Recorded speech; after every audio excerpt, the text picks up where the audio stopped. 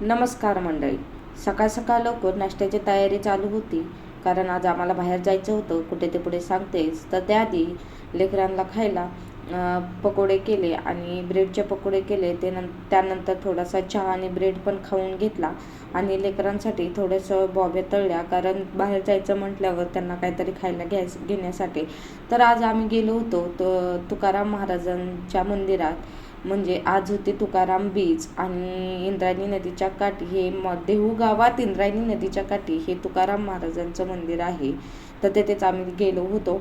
आणि आज तुकाराम महाराजांची बीज म्हणजे तुकाराम महाराजांची आज पुण्यतिथी. आजच्याच दिवशी तुकाराम महाराज हे देहासहित विष्णूकडे म्हणजेच वैकुंठाला गेले होते.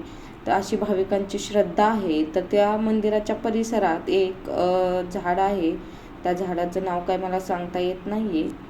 म्हणजे मी तिथं नाव ऐकलं होतं, पण माझ्या आता लक्षात येत नाही आहे. तर तुम्हाला कोणाला माहीत असेल तर कमेंट करून नक्की सांगा. तर त्या झाडाचा बरोबर 12:02 त्या झाडाचा असा शेंडा हलतो असं म्हणतात.